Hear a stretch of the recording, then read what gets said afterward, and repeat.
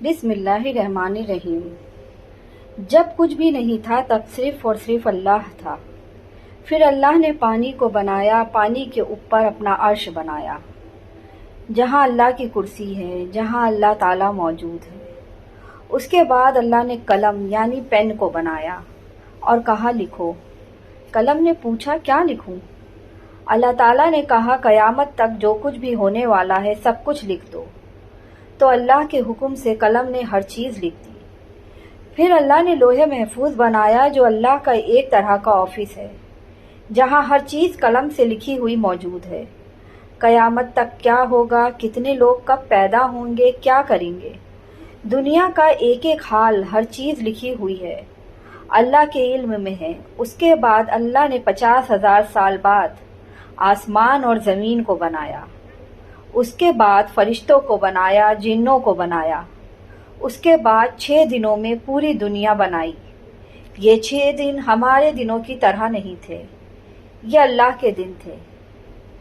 Saturday کو مٹی بنائی، سنڈے کو پہاڑ، منڈے کو پیڑ، ٹیوزڈے کو تکلیف، بیماریاں، مصیبتیں، وینسڈے کو نور یعنی روشنی، تھرسڈے کو جانوروں کو زمین میں پھیلایا، فرائیڈے کو عصر سے مغرب کے درمیان آدم علیہ السلام کو پیدا کیا۔ اللہ نے فرشتوں کو نور سے، جنوں کو آگ سے اور انسان کو مٹی سے پیدا کیا۔ آدم علیہ السلام کو بنانے سے 2000 سال پہلے دنیا میں اللہ تعالیٰ جنوں کو بھیج چکے تھے، مگر انہوں نے وہاں بہت فساد کیا، ایک دوسرے کا خون بہایا، تو اللہ تعالیٰ نے فرشتوں کو بھیجا۔ جنہوں نے جنوں کو زمین سے دور کر دیا تو جن آئس لینڈ پر دور سنسان علاقوں پر چلے گئے۔ جنوں میں ہی ایک عزازیل بھی تھا جو اللہ تعالیٰ کا بہت عبادت گزار بندہ تھا، تو فرشتے اسے اپنے ساتھ لے آئے، جو بعد میں اپنے تکبر اور نافرمانی کی وجہ سے ابلیس کہلایا، یعنی سخت مایوس، کیونکہ وہ ہمیشہ ہمیشہ کے لیے اللہ کی رحمت سے مایوس ہو گیا تھا۔ اب اللہ نے انسان کو بنانے کے بارے میں سوچا تو فرشتوں کو کہا کہ میں زمین میں خلیفہ بنانے والا ہوں۔ خلیفہ یعنی وہ جس کی ایک جنریشن کے بعد جنریشن آگے بڑھے۔ اللہ نے جنوں اور انسانوں کو صرف اپنی عبادت کے لیے پیدا کیا تھا کہ وہ دنیا میں جا کر اللہ کا امتحان دیں اور عبادت کریں۔ فرشتے جنوں کا حال دیکھ چکے تھے، انہوں نے اللہ سے کہا کہ آپ کیوں بنانا چاہتے ہیں انسان کو، جبکہ ہم تو موجود ہیں جو دن رات آپ کی حمد اور تسبیح کرتے ہیں۔ یہ انسان بھی زمین میں جا کر فساد کریں گے، ایک دوسرے کا خون بہائیں گے۔ اللہ تعالیٰ نے جواب دیا جو میں جانتا ہوں وہ تم نہیں جانتے، یعنی اللہ تعالیٰ انہیں کیوں بنا رہے ہیں یہ اللہ کو پتا تھا۔ اللہ تعالیٰ نے زمین سے مٹی منگوائی تو پوری دنیا سے فرشتے تھوڑی تھوڑی مٹی لائے، تھوڑی کالی، تھوڑی لال، تھوڑی بھوری۔ اس لیے انسان کی شکل ہر طرح کی ہے۔ سوکھی مٹی کو تراک کہا جاتا ہے، اسے بھگویا گیا تو وہ 3 بن گئے، پھر اس میں سے لیس اٹھنا شروع ہو گیا، ایسی مٹی کو سلسال کہا جاتا ہے۔ اب اللہ تعالیٰ نے اپنے ہاتھوں سے آدم علیہ السلام کا مجسمہ بنایا اور 40 دنوں کے لیے چھوڑ دیا، کسی روایت میں 40 سال آتا ہے۔ وہ مٹی سوکھی تو کالے ہو گئے، اس میں سے بدبو آنے لگی، ایسی مٹی کو مسنون کہا جاتا ہے۔ پھر وہ بجنے والی مٹی کی طرح ہو گئے جس کو ٹھوکنے سے آواز آتی ہے، ایسی مٹی کو فخار کہا جاتا ہے۔ قرآن میں جب انسان کے بنانے کا ذکر آتا ہے تو اللہ تعالیٰ کہتے ہیں ہم نے تمہیں مٹی سے بنایا ہے، تو یہ الگ الگ مٹی کے نام آتے ہیں کہ ایسی مٹی سے بنایا، دیکھو تم کیا چیز تھے۔ جب آدم علیہ السلام کو بنایا تو وہ 60 فٹ لمبے تھے۔ جب ان کا مجسمہ بن کر اللہ نے چھوڑ دیا تو ابلیس اس کے پاس آ کر چکر لگاتا، ان کے ٹھوکر مارتا اور سوچتا کہ انہیں ضرور کسی خاص مقصد کے لیے بنایا گیا ہے۔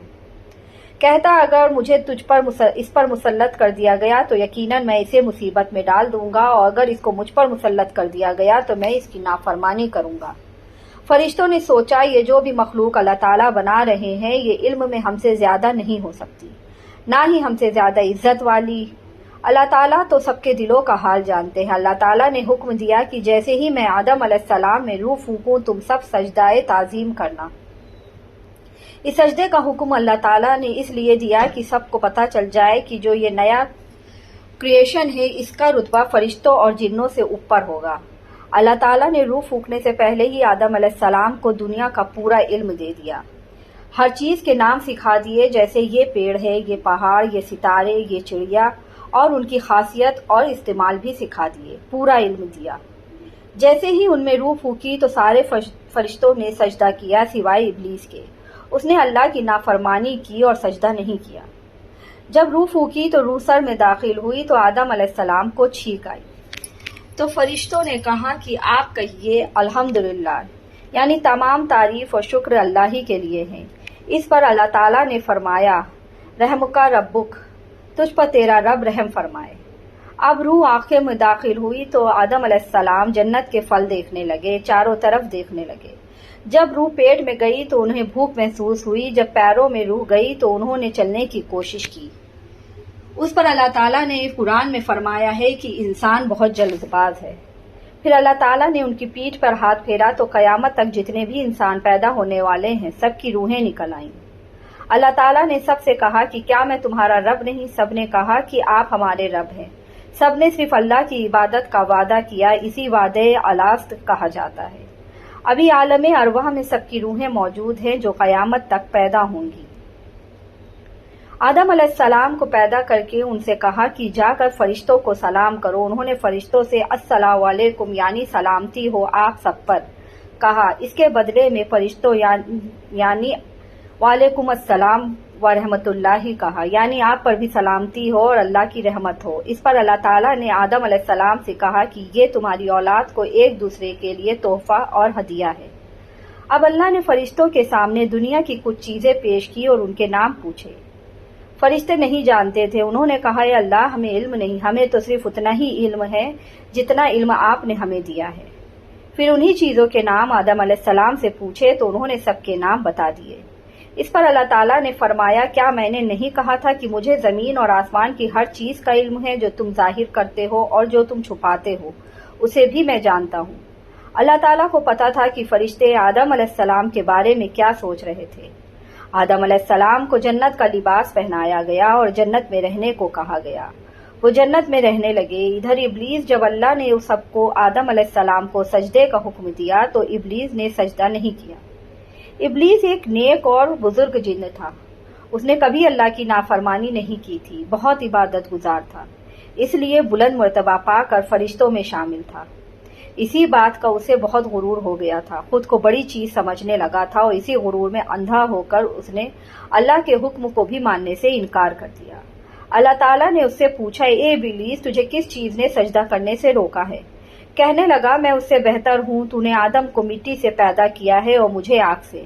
اللہ تعالیٰ نے کہا اتر جا یہاں سے، تجھے حق نہیں کہ جنت میں رہ کر تکبر کرے۔ ابلیس کہنے لگا اے اللہ مجھے قیامت تک کی مہلت دے دیجیے کہ میں زندہ رہوں۔ اللہ تعالیٰ نے اسے مہلت دے دی۔ جب مہلت مل گئی تو اپنی غلطی ماننے کی بجائے کہنے لگا میں قسم کھاتا ہوں میں آدم کی اولاد کو گمراہ کروں گا، میں تیرے صراط مستقیم پر بیٹھ جاؤں گا، میں ان کے صراط مستقیم پر بیٹھ جاؤں گا، پھر ان کے آگے سے، پیچھے سے، دائیں سے، بائیں سے آؤں گا، انہیں بہکاؤں گا۔ آپ ان کی اکثریت کو شکر گزار نہیں پائیں گے۔ میں انسانوں کے گناہ کو ان کے لیے خوبصورت بنا دوں گا سوائے تیرے مفلس بندوں کے، وہ تیرے بہکاوے میں نہیں آئیں گے۔ اس پر اللہ تعالیٰ نے اس سے کہا کہ تو نکل جا یہاں سے آدم کی اولاد میں سے جو تیرے کہا مانیں گے اور تیرے ساتھ چلیں گے، میں تجھے اور ان کو سب کو جہنم میں بھر دوں گا۔ جو گمراہ ہوں گے تیری پیروی کریں گے یعنی تیرے قدموں پہ چلیں گے، ان کے وعدے کی جگہ جہنم ہوگی، لیکن میرے مخلص بندوں پر تیرا زور نہیں چلے گا۔ اب اللہ نے اسے اور پاور دیتے ہوئے کہا کہ تو جا، ان کو اگر اپنی آواز کے ذریعے بہکا سکتا ہے تو بہکا لے۔ ادھر آدم علیہ السلام کو اللہ تعالیٰ نے بہترین جنت کا لباس پہنایا، جہاں چاہتے گھومتے، جو چاہتے کھاتے، لیکن وہ خود کو اکیلا محسوس کر رہے تھے۔ ایک دن وہ سو رہے تھے تو اللہ تعالیٰ نے ان کی الٹی پتلی سے حوا علیہ السلام کو پیدا کیا، جو کہ بہت زیادہ خوبصورت تھی۔ جب سو کر اٹھے تو انہیں دیکھا تو پوچھا کہ تم کون ہو؟ انہوں نے کہا کہ اللہ نے مجھے آپ کے لیے پیدا کیا ہے تاکہ آپ مجھ سے سکون حاصل کر سکیں۔ وہ دونوں خوشی سے جنت میں رہ رہے تھے۔ اللہ تعالیٰ نے کہا جہاں جانا ہے جاؤ، جو کھانا ہے کھاؤ، بس ایک درخت کا پھل کھانے کے لیے منع کیا کہ اگر کھا لو گے تو ظالموں میں سے ہو جاؤ گے۔ ابلیس تم اور تمہاری بیوی کا دشمن ہے، کہیں ایسا نہ ہو کہ وہ تمہیں جنت سے نکلوا دے اور تم مصیبت میں پڑ جاؤ۔ ابلیس کو چین نہیں تھا، اس نے ان کے دلوں میں وسوسہ ڈالنا شروع کر دیا کہ اس پیڑ کے پھل کھا لو جس کے لیے اللہ نے تمہیں منع کیا ہے. کہا کہ تم کھا لو گے تو ہمیشہ ہمیشہ کے لیے جنت میں رہ پاؤ گے. فرشتوں کی طرح ایک دن فرشتوں کی طرح جنت میں رہ پاؤ گے. فرشتوں دونوں وسوسے میں آ گئے اور وہ پھل توڑ کر کھا لیا. جیسے ہی انہوں نے پھل کھایا تو سب سے پہلے ان کے کپڑے اتر گئے. وہ دونوں شرم سے ادھر ادھر بھاگنے لگے. جنت کے پیڑوں کے پتے خود پر چپکانے لگے. انہیں احساس ہو گیا تھا کہ ہم نے اللہ کی نافرمانی ہوئی ہے. اب اللہ تعالیٰ نے آواز دی, کیا میں نے تمہیں منع نہیں کیا تھا؟ کیا نہیں بتایا تھا کہ شیطان تمہارا کھلا دشمن ہے؟ آدم علیہ السلام بہت زیادہ شرمندہ ہوئے. اب اللہ نے انہیں جنت سے اتر جانے کا حکم دیا اور کہا تم ایک دوسرے کے دشمن ہوگے. انسان اور شیطان, تمہیں ایک وقت تک دنیا میں رہنا ہوگا اور فائدے اٹھانے ہوں گے. وہیں زندگی بسر کرو گے, وہیں مرو گے اور وہیں سے اٹھائے جاؤ گے. جب تم کو میری ہدایت پہنچے تو جو اس کو مانے گا اس کو قیامت کے دن نہ کوئی غم ہوگا نہ کوئی ڈر ہوگا جہنم کا. لیکن جو نہیں مانے گا, ہدایت کو جھٹلائے گا, وہ سب آگ میں جائیں گے اور اسی میں رہیں گے. کہا جاتا ہے کہ آدم علیہ السلام کو ہند میں اور حوا علیہ السلام کو جدے میں اتارا. اللہ عالم, اس کی الگ الگ روایتیں موجود ہیں. وہ بہت شرمندہ تھے. اپنی غلطی پر توبہ کی تو اللہ نے انہیں کچھ کلمات سکھائے جس کو انہوں نے جب پڑھا تو اللہ نے انہیں معاف کیا اور عرفات کے میدان میں وہ ملے تھے.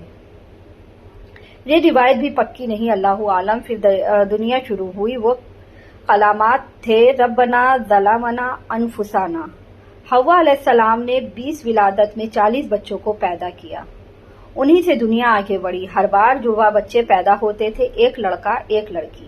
جو ایک ساتھ پیدا ہوتے تھے ان کی شادیاں آپس میں نہیں ہو سکتی تھیں. جو الگ الگ پیدا ہوتے تھے ان کی شادی ہو سکتی تھی. آدم علیہ السلام نے اپنی اولادوں کو وہ سب سکھایا جو اللہ نے انہیں سکھایا تھا.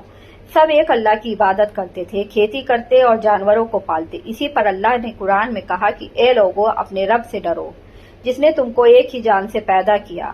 آدم علیہ السلام کے بیٹوں میں سے 2 بیٹے تھے, قابل اور حابل. قابل کے ساتھ جو بیٹی پیدا ہوئی تھی وہ بہت خوبصورت تھی, لیکن حابل کے ساتھ جو بیٹی پیدا ہوئی تھی وہ خوبصورت نہیں تھی. قابل نے بہن آدم علیہ السلام سے کہا کہ وہ اپنی جڑوا بہن سے شادی کرے گا. آدم علیہ السلام نے منع کر دیا کیونکہ اللہ تعالیٰ نے اس کی اجازت نہیں دی تھی. قابل اپنے مزاج میں بھی بہت سخت تھا. وہ کھیتی کرتا تھا. ادھر حابل بہت نرم تھے, وہ بکریاں سنبھالتے تھے. آدم علیہ السلام نے کہا کہ تم دونوں اپنی قربانی اللہ کے سامنے پیش کرو. جس کی قربانی اللہ تعالیٰ قبول فرما لیں گے وہ صحیح ہوگا. اس زمانے میں جب اللہ کے لیے قربانی پیش کی جاتی تھی تو ایک آگ آتی, جس کی قربانی وہ آگ کھا لیتی اس کی قربانی قبول ہو جاتی تھی. حابل نے سب سے اچھا جانور قربانی کے لیے دیا اور قابل نے سب سے ردی فصل کا حصہ. آگ آئی اور حابل کی قربانی کو کھا گیا. اس پر قابل بہت غصہ ہوا. ایک دن موقع دے کر اس نے حابل سے کہا کہ میں تمہیں ختم کر دوں گا. اس پر حابل نے کہا میں تم پر ہاتھ نہیں اٹھاؤں گا. اس پر قابل نے حابل کے سر پر بڑا سا پتھر مارا اور وہ مر گیا. اب قابل کو سمجھ نہیں آیا کہ وہ حابل کی لاش کا کیا کرے, کیونکہ ابھی تک کوئی مرا نہیں تھا. اللہ تعالیٰ نے 2 کووں کو بھیجا. انہوں نے بھی ایسی ہی لڑائی کی اور ایک نے دوسرے کو مار ڈالا. پھر پہلے نے گڈھا کھودا, اسے دفنا دیا. اس سے قابل نے بھی ایسے ہی کیا اور جس سے شادی کرنا چاہتا تھا اسے لے کر آدم علیہ السلام سے بہت دور نکل گیا اور بس گیا. آدم علیہ السلام کے ساتھ جتنے لوگ تھے جو شیطان کے بہکاوے میں آتے گئے وہ قابل سے ملتے گئے. آدم علیہ السلام کو جب حابل کے قتل کے بارے میں پتہ چلا تو بہت تکلیف ہوئی. اللہ تعالیٰ نے شیش علیہ السلام کو ان کے بعد نبی بنایا جو ان کے ہی بیٹے تھے. آدم علیہ السلام نے شیش علیہ السلام کو سارا علم سکھایا. اللہ نے 104 صفحے اتارے, ان میں سے 50 شیش علیہ السلام کو دیے. جب آدم علیہ السلام 960 سال کے ہو گئے تو بچوں سے کہا مجھے جنت کے پھل کھانے کی خواہش ہو رہی ہے. سارے بچے ادھر ادھر پھیل گئے. پھل ڈھونڈنے کے لیے راستے میں ان کو موت کے فرشتے ملے جو انسانی شکل میں تھے. انہوں نے کہا کہ واپس جاؤ, ان کی موت کا وقت قریب ہے. آدم علیہ السلام نے اپنے 40 سال داؤد علیہ السلام کو دے دیے, ورنہ ان کی عمر 1000 سال تھی. فرشتوں نے روح قبض کی, غسل دیا, خوشبو لگائی اور دفنایا. ان کی موت کے 1 سال کے بعد ہی حوا